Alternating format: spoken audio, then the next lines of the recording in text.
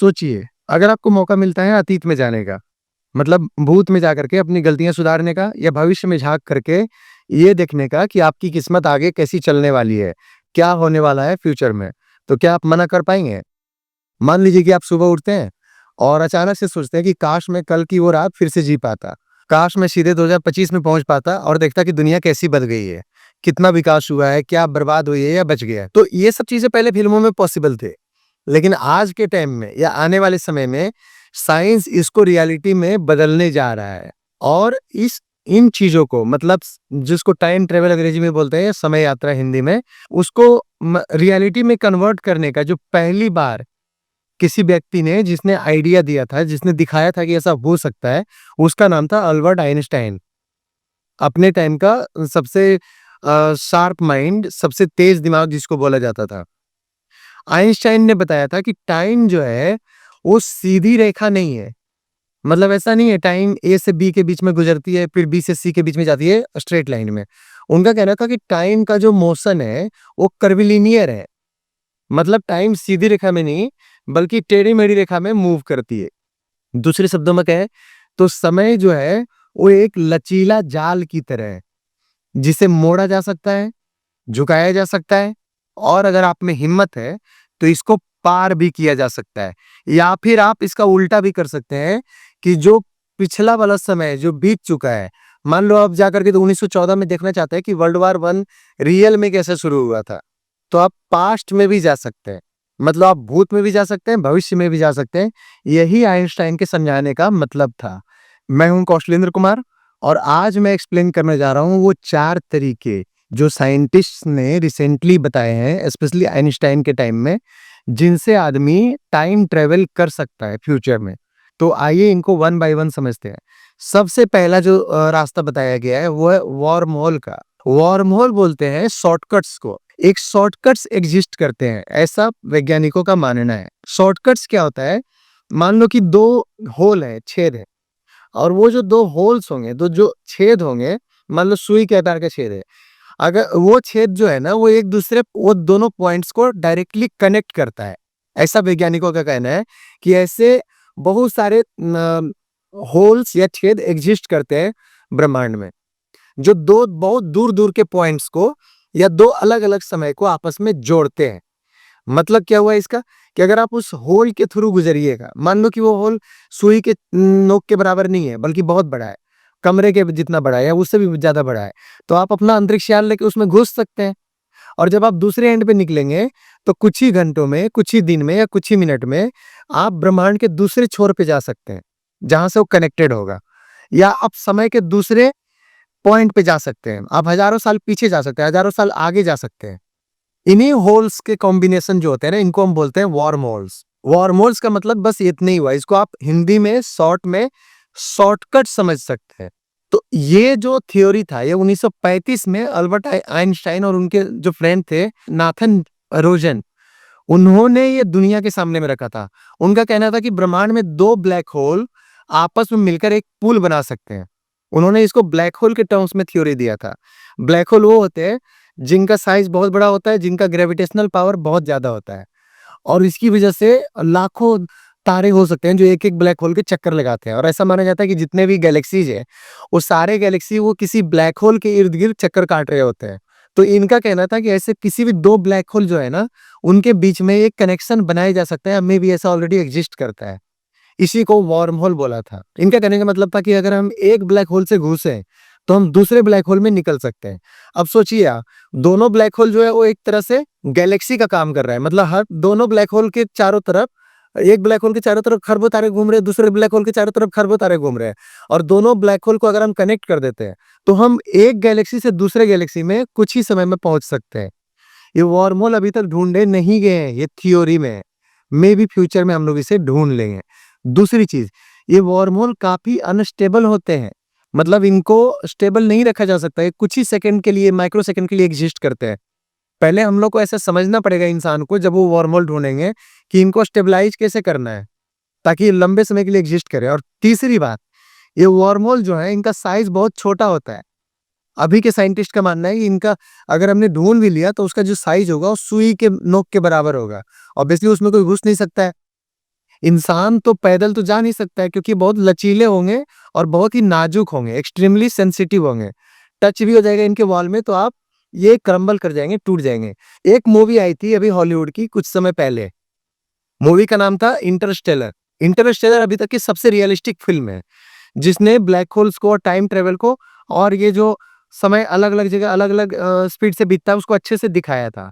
तो उसमें जो डायरेक्टर थे उन्होंने एक साइंटिस्ट की मदद ली थी, ताकि वो फ़िल्म में फिज़िक्स की एक्यूरेसी को दिखा सके। उनका नाम था किप थॉर साइंटिस्ट का। तो किप थॉर्न जो है 1993 में उन्होंने ही एक्सप्लेन किया था, किप थॉर्न ने, कि वर्महोल जो होगा, जो 2 अलग-अलग पॉइंट को जोड़ रहा होगा, उसका एक पॉइंट जो होगा मतलब जो एंट्री पॉइंट होगा, वहाँ पे समय हो सकता है अलग स्पीड से बीते और जो दूसरा पॉइंट होगा, वहाँ पे समय हो सकता है अलग स्पीड से बीते। दैट मीन्स कि अगर हम एक पॉइंट से एंट्री करते हैं, तो दूसरी पॉइंट पे जब निकलेंगे, तो ज़रूरी नहीं है कि हम दूसरी जगह पे निकलें। ये भी पॉसिबल है कि हम दूसरे समय में निकल सकते हैं। मतलब कि हम एंट्री मार रहे हैं आज 2025 में और हम निकल सकते हैं 1914 में। कहने का मतलब कि वो जो ब्लैक होल का दोनों एंड है, वो सिर्फ रास्तों के बीच की दूरी को कम नहीं करता है, बल्कि वो समय यात्रा को भी पॉसिबल बनाता है। यही एक्सप्लेन किया था साइंटिस्ट किप थॉर्न ने। अब ये जो पहला थ्योरी मैं समझा रहा हूँ, इसमें एक लास्ट पॉइंट है, वो भी इतना इम्पोर्टेंट है और वो ये है, जैसा कि मैंने बताया कि इसको हम लोग ज़्यादा देर के लिए स्टेबल नहीं रख सकते क्योंकि एक्सट्रीमली नाजुक है ये पदार्थ। और दूसरी चीज़, अगर आप इसको स्टेबल रखना चाहेंगे, तो हमें उसके लिए एक ऐसे मैटर की ज़रूरत पड़ेगी, जिसको बोलते हैं एंटी मैटर। आपको उस वर्महोल को स्टेबल बनाने के लिए, ताकि आप उसमें घुस सकें, उसको बड़ा बनाने के लिए, आपको एक ऐसी चीज़ की ज़रूरत पड़ेगी जो पदार्थ का ही उल्टा है। आप सोचिए, हमने अभी तक उसको ढूँढा नहीं है, ये सब थ्योरी में चल रहा है। ये सब साइंटिस्ट लोग दे रहा है, मतलब दिमाग से दे रहा है, अपना दिमाग यूज़ करके थ्योरी में लिख रहा है कि ऐसा होना चाहिए, ऐसा हो सकता है। किसी ने आज तक ढूँढा नहीं है एंटी मैटर को, किसी ने अभी तक ढूँढा नहीं है नेगेटिव एनर्जी को। वो नेगेटिव एनर्जी, वो एंटी मैटर, वो एक्सोटिक मैटर चाहिए होंगे। मतलब ये थोड़ा टेक्निकल बन रहा है। इसको आप ऐसे समझिए सिंपल शब्दों में, कि जब नॉर्मल पदार्थ जो होते हैं ना, वो एक दूसरे को खींचते हैं। मतलब नॉर्मल जब 2 पदार्थ है, जैसा न्यूटन ने बताया था, कोई भी 2 पदार्थ एक दूसरे को अपनी तरफ खींचता है ग्रेविटी की वजह से। जो एंटी मैटर होगा वो खींचेगा नहीं, वो एक दूसरे को ढकेलेगा। और ये चीज़ हम लोग अभी तक ढूँढे नहीं है, थ्योरी में है, किताबी है। जिस दिन ये हमने ढूँढ लिया, विश्वास कीजिए उस दिन वर्महोल भी ढूँढ लिया जाएगा कुछ ही समय में और उससे हम लोग यात्रा कर सकते हैं ब्रह्मांड के एक पॉइंट से दूसरे पॉइंट के बीच में और समय के एक पॉइंट से दूसरे पॉइंट के बीच में। ये था पहला थ्योरी जो साइंटिस्ट ने दिया था समय यात्रा का। जो दूसरा रास्ता दिया गया साइंटिस्ट के द्वारा जिससे आप समय यात्रा कर सकते हैं, वो है टिपलर सिलेंडर का। टिपलर सिलेंडर मतलब होता है घूमता हुआ यंत्र। तो जो फ्रैंक टिपलर थे 1974 में उन्होंने एक थ्योरी दिया, जो सबको उस टाइम परेशान हैरान कर दिया था। वो थ्योरी था, उन्होंने बोला कि अगर हम एक बहुत लंबा और बहुत भारी सिलेंडर बनाए, जैसे गैस का सिलेंडर होता है, वैसे सिलेंडर की बात कर रहे थे वो, कि अगर हम एक बहुत लंबा और भारी सिलेंडर बना के उसको घुमा दें अपने एक्सिस पे तेजी से, प्रकाश की गति से, जो ऑलमोस्ट इम्पॉसिबल है, बट आप मान लो कि घुमा देते हैं, तभी तो सिर्फ थ्योरी में है। तो उसके अगल-बगल का जो समय और स्पेस है ना, वो दोनों मुड़ जाएगा। जैसा कि मैंने बताया, समय स्ट्रेट लाइन में नहीं ट्रैवल करता है, कर्विलिनियर में ट्रैवल करता है, मतलब टेढ़े-मेढ़े रास्ते में। अगर हम एक लंबा-सा सिलेंडर लें और उसको प्रकाश की गति से घुमा दें, पहली बात तो प्रकाश की गति से हम घुमा ही नहीं सकते क्योंकि आइंस्टाइन के अनुसार प्रकाश की गति से चलना ही इम्पॉसिबल है। उसको चलाने के लिए अनलिमिटेड एनर्जी चाहिए, जो हमारे पास जो हम जनरेट ही नहीं कर सकते हैं अभी की टेक्नोलॉजी के अनुसार। तो चलो ये तो इम्पॉसिबल है, बट मान लो पॉसिबल हो गया कि हमने बहुत लंबा सिलेंडर लिया और उसको प्रकाश की गति से घुमा दिया।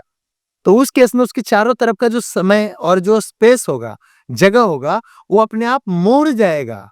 आप इमेजिन कीजिए, इमेजिनेशन से बाहर है कि आपका समय मुड़ गया और आपका जो जगह है वही मुड़ गया, टेढ़ा हो गया जगह। तो उस केस में इस घूमते हुए सिलेंडर से जो इम्पैक्ट होगा, जो प्रभाव पैदा होगा, इसको बोलते हैं फ्रेम ड्रैगिंग इफेक्ट। और इस केस में आप समय में आगे पीछे या स्पेस में एक जगह से दूसरी जगह बहुत तेजी से जा पाएंगे। इसी को जो फ्रेम ड्रैगिंग इफेक्ट बोला गया है, इसका मतलब होता है कि सिलेंडर इतनी तेजी से घूमेगा कि समय और स्थान खुद उसकी खींच में मुड़ने लगेंगे। जैसे किसी चक्री के घूमने से आसपास की हवा भी गोल गोल घूमने लगती है। अब यहीं से असली जादू शुरू होता है।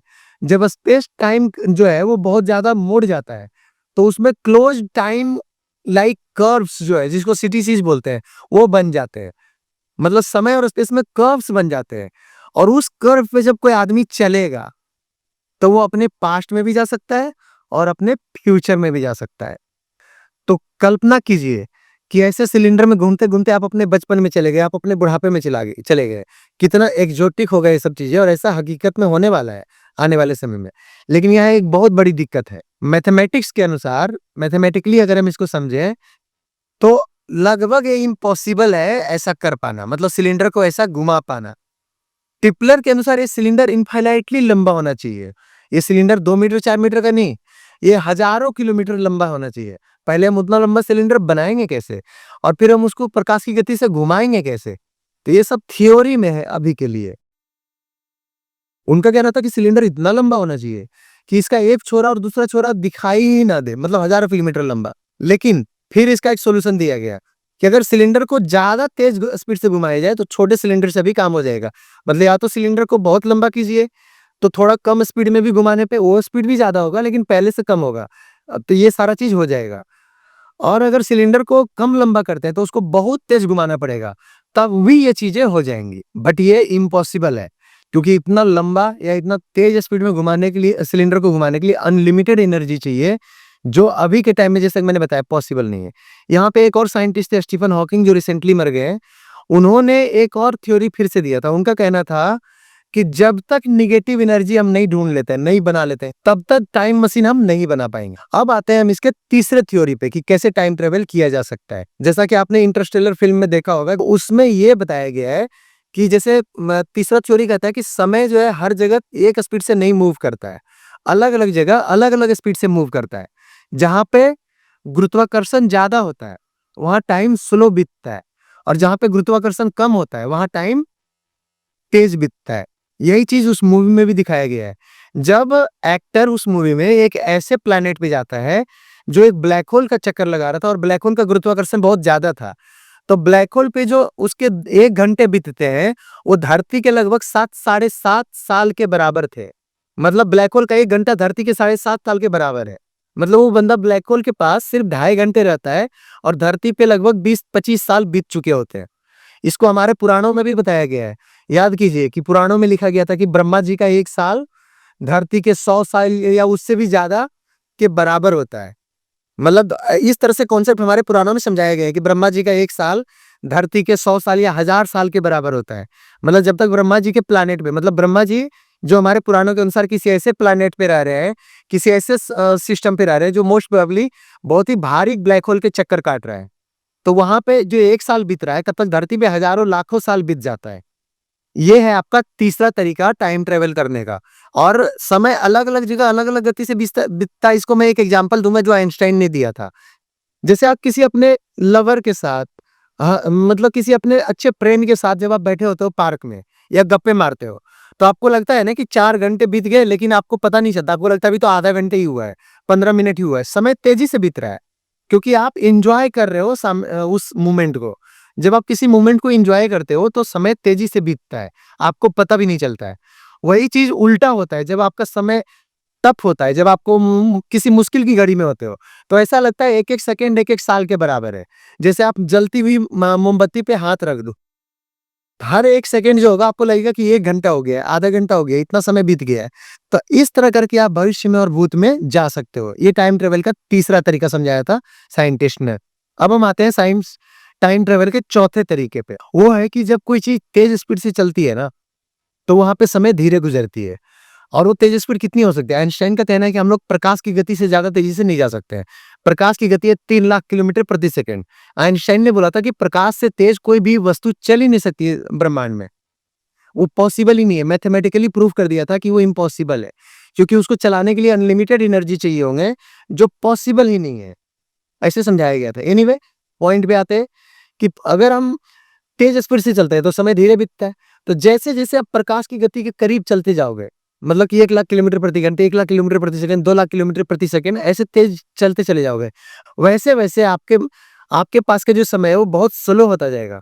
इसको आइंस्टाइन ने ऐसे समझाया था ट्विन पैराडॉक्स दे करके, जुड़वा भाई का एग्जाम्पल। मान लो 2 जुड़वा भाई है, दोनों 14 साल का है। एक जुड़वा भाई जो है वो प्रकाश की गति या उसके क्लोज स्पीड से अंतरिक्ष यात्रा पे निकल जाता है और दूसरा जुड़वा भाई जो है वो धरती पे ही रह जाता है। मान लो कि 40 साल 50 साल बाद जो पहला जुड़वा भाई है, जो अंतरिक्ष यात्रा पे गया था, वो वापस आता है ट्रेवल करके प्रकाश की गति से, मतलब प्रकाश की गति से थोड़े कम स्पीड से मान लो। तो जब वो वापस आएगा तो उसका एज हार्डली 14 से 15 साल हुआ होगा एग्जाम्पल के लिए। जबकि धरती पर जो भाई होगा उसका उम्र 50 साल बीत चुका होगा। कहने का मतलब था आइंस्टाइन का कि जो भाई अंतरिक्ष यात्रा पे गया था प्रकाश की स्पीड से, वहां पे समय धीरे बिताया धरती के मुकाबले में और इस वजह से उसका एज कम बढ़ा है। इस थ्योरी को प्रूव किया जा चुका है। अब यहाँ पे एक और पैराडॉक्स है जो मैं एक्सप्लेन करना चाहूंगा। वो पैराडॉक्स है कि क्या जब हम समय यात्रा करेंगे तो हम एग्जैक्टली उस समय में जाएंगे या पैरेलल समय में चले जाएंगे।